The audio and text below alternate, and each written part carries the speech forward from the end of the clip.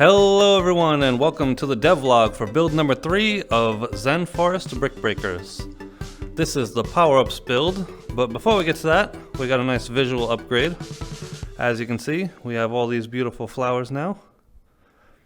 I actually had these flower assets when I was making build number 2, but the shaders were broken, so I didn't use them. I wanted something that just worked out of the box a lot easier. But I couldn't find anything for free, so I went back to these ones and I fixed all the shaders, so they actually look really good now. We got some blue ones and some yellow ones and some pink ones. Beautiful, I love it. And of course, you couldn't help but notice the giant ass willow tree that I have. I've been wanting a set piece for that end of the field for a while, and I was hoping to get a really nice willow tree, but I wasn't expecting to find anything good enough for free. But I did actually find a pack that had 5 willow trees in it. And none of them looked really perfect on their own, so this is actually a combination of 2 different willow trees that they had. You can see I got a nice little 2-tone going on. They were customizable, so I could make them whatever color I wanted. So I got this really nice 2-tone pink, and I put some more of the fairy light generators in there, so it's got its own fairy lights. Very happy with that, very happy. And I'm trying to work on the color scaping for the rest of the trees. I got this little blue and pink tinge going on, which I'm pretty happy with. I might tweak it a little more here and there, but overall, I'm very happy with the aesthetics. Alright, so on to the power-ups. We got 6 different power-ups lined up, and I'm actually going to tweak the coding as I go so I can show them off one at a time. Normally all 6 would spawn out here in the field at random, so you hit them with the ball to collect them, the power-up takes effect, and then more spawn in over time. I was thinking about doing it the traditional way where they come out of the bricks, but there's like pros and cons to doing it each way. If you have like one brick stuck in the corner and you're having a hard time getting it, then you're never going to get a power-up because you have to hit bricks to get power-ups, and it gets kind of boring that way. With them spawning out in the field, you can still like grab a power-up here or there, and it might help you get that one last annoying brick. Plus, if they come out of the bricks, then the number of power-ups over the level is dependent entirely on how many bricks are in the level. So if they spawn over time, then it's dependent on how long you take to complete the level. The longer you take, the more power-ups you get. So there's like pros to cons to either way. I decided to go with this spawning in the field way. Pretty happy with how it works out. So let's get onto the power-ups finally. Alright, so the first one is the fire power-up. Nothing spawns until you actually release the ball, otherwise you could just sit here and wait until something spawns and then try to grab it. And I also have this little cutout so we can go check out the power-up icons up close. I have my live set to 90 because I'm going to let my ball go out of bounds like on a regular basis here, so wait until one spawns and then we'll go check it out. There we go. So we got the fire one here. This is going to give you shooting paddles. It gives you 10 shots per paddle, but you have to balance shooting the balls, shooting the bullets, and also returning the ball. So if we can just hit this thing, you got these guns, and they shoot out. They do 1 damage each to any brick they hit, which is pretty low powered compared to some of the other power-ups, but you do get to direct your shots pretty much anywhere you want, which a lot of the other ones might not be so useful if you only have like 1 brick left. These things you can clear out like the last brick very easily. You can aim directly for it. You also notice we have a slight, whoops, thought the ball went out of bounds there, but we have a slight auto aim because I found just trying to aim true was a little bit difficult. So if you aim down, you get this little bit of auto aim. Up does not have the auto aim, so you just aim slightly lower than where you want them to hit, and they go pretty much right there. I'm very happy with the results. Alright, on to the next one. Alright, the next power-up is the leaf power-up. So here we go. Nice little leaf. What could it possibly do? Let me get back in here. Alright, the leaf power-up spawns these death wall blockers. You get 2 on each side, and they basically just bounce the ball back for you if the ball goes over into the side part, so you have less wall to cover. And they have a nice little leaf effect when they disintegrate. You'll notice no leaf power-ups spawn when you have death wall blockers. I could have made them continue spawning and just have them refresh your death wall blockers as needed, but then you could end up in a scenario where you just get like infinite death wall blockers. So this way it just makes it slightly more challenging. So yeah, we'll let the last one die here. I like that little effect. And then the leaves will start spawning again. There we go. I'll just let that go out and we can get it like that. You notice they grow up out of the ground. Beautiful. Is it gonna? Oh, no, I didn't think so. I want to get a nice close-up of the disintegration effect. Yeah. Alright, on to the next one. Alright, so the next power-up is the rock, which you might notice we have a nature theme going on here, which is what Zen Forest Brick Breakers is all about. So the rock is a heavy ball, which just plows through all the bricks. It's only active for a short time. Very powerful. For all of these brick breaking power-ups, it also increases your multiplier, so you can get 1-ups pretty easily with these guys. You just rack up the points as it plows through. So I haven't really balanced the points yet, so I'm gonna be doing that. We're getting power-ups at, 1-ups at like an incredible rate right now, but that'll all be balanced later. You'll also notice there's like a little like spiky rock texture around the ball during the rock mode phase.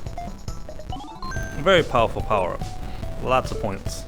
But once you start running out of bricks, it starts becoming less useful because you can't aim it like you can with the shooter ones.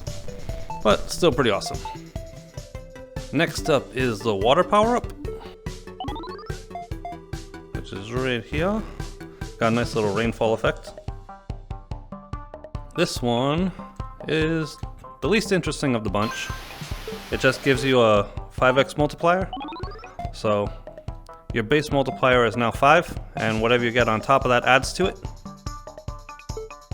So this combos with other power-ups extremely well. And it's in effect for quite a while. It's like a good 10 seconds or so. So it does give you a pretty decent amount of points over time, but not as visually interesting as the other ones. But you got this nice little flower to look at in the meantime. Lovely, lovely. Oh, and you also get a little rain cloud. Let me show you that. Oh, it's because the flower is still in effect. Let me just restart it real quick. If the flower is still there, it doesn't redo the cloud, but yeah, got a little cloud with a little rain shower there. Wait, did it grow? Did the flower not grow?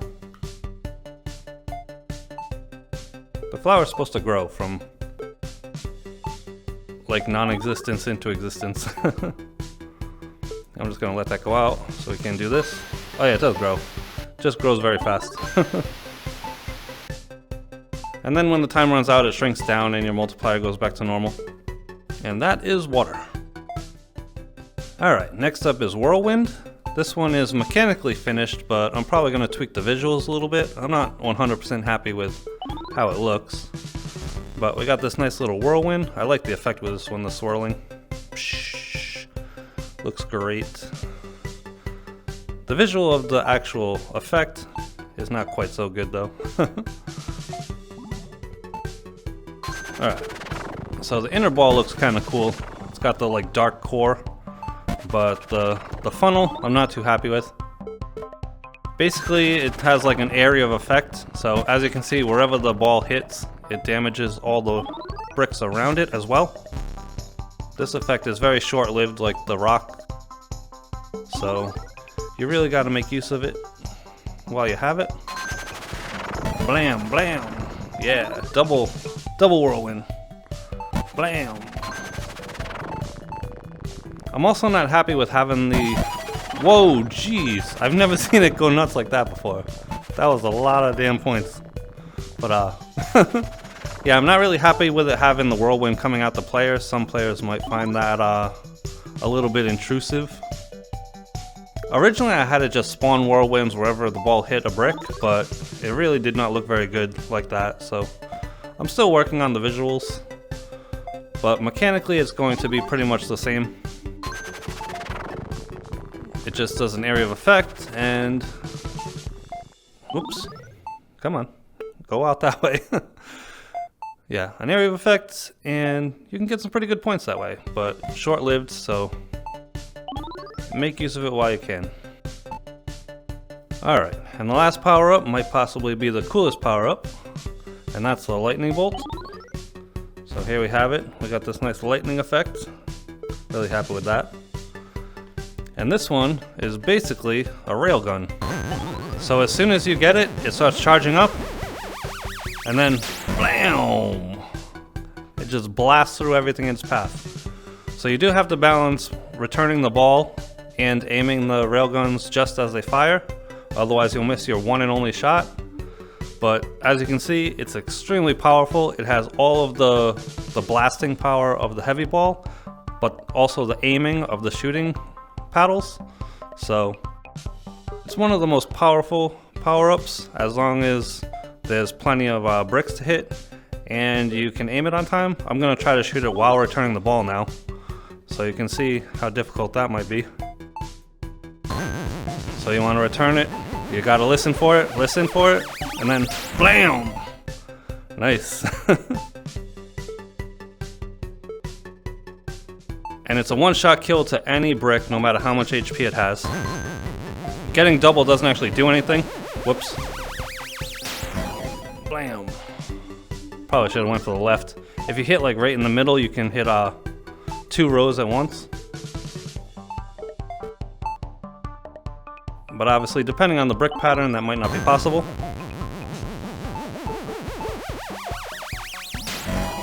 Blam! So satisfying. It also has like a haptic feedback when the thing's firing. So let's try to clear this stage with railguns, so you can see it better. Blam! That's a really cool lightning effect. I did not invent that lightning effect. I had to look it up on YouTube, but very happy with it. Alright, one more from Fresh. This is the last power up, and then we'll just do a little wrap up. We'll try to hit 4 rows all at once. How about that? Whoop, come on, ball. Alright, we got it. Alright, 4 rows. Can we do it? Blam! Not quite. We got 2.5. Alright, on to the wrap-up. Alright, so for this wrap-up, I've turned on all the power-ups so we can see what it looks like in actual gameplay. I forgot to mention that with the lightning bolt you have a little laser sight to help you aim. I tried to do it without the laser sight, but it was very difficult to get those like full all the way down the end shots. So make use of that. I obviously couldn't have the lightning bolts do auto aim like the shooters do, so a little aim assist rather, not really auto aim, but because the lightning bolt just shoots straight out. But so make use of that laser sight. But anyway, with this done, the template scene is basically finished, which means I can start working on the main menu and actual game modes. I don't remember if I talked about what I want to do for actual game modes yet, but what I want is 10 levels each of easy, medium, and hard to start off with, which is pretty simple. My level loader can load any number of levels from any number of files. All I need to do is just make a text file, type up the levels in Notepad, and those are pretty much all set in a couple of minutes. Then I want 10 levels each of randomly generated levels, which I've never done any procedural generation before, so that's going to be completely new, and I have no clue how long that will take. Then for additional game modes, I want an endless mode, which again will be based on the procedural generation.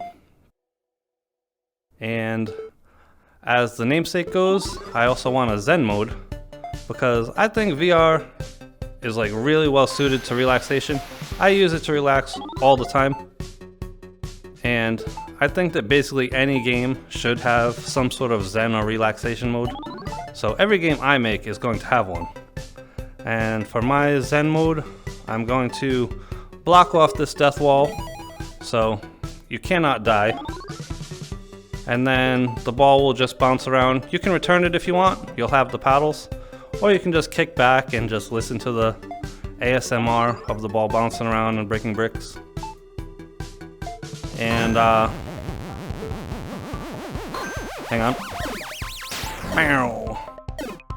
And this will be open like this, so you can like take a little wander around if you want, check out the scenery. You won't be able to go up here where the bricks are because I don't want any like glitches with the bricks spawning in, because they do have physicality to them. But you will be able to wander around the power-up space a little bit, like check out the scenery. You know, just kick back and relax. I'm also going to replace this high energy BGM with the victory screen BGM, which is much more mellow. So yeah, you can just like kick back and relax and have some ASMR, breakout clone bouncing around and whatever. It'll be fun. Like I said, I think every game should have a mode like that. And I might do custom levels. All I need to do is figure out how to get the game to load a custom levels file, which should be pretty simple. So yeah, that should do it for game modes. And like I said, my level generator works for as many levels are in the file. So you could do 10 levels, you could do 20, you could do 100. It doesn't really matter. It'll just keep loading until the end of the file. Completely up to you. Alright, so that should do it for this devlog. Thank you all for watching. Please tune in again next time.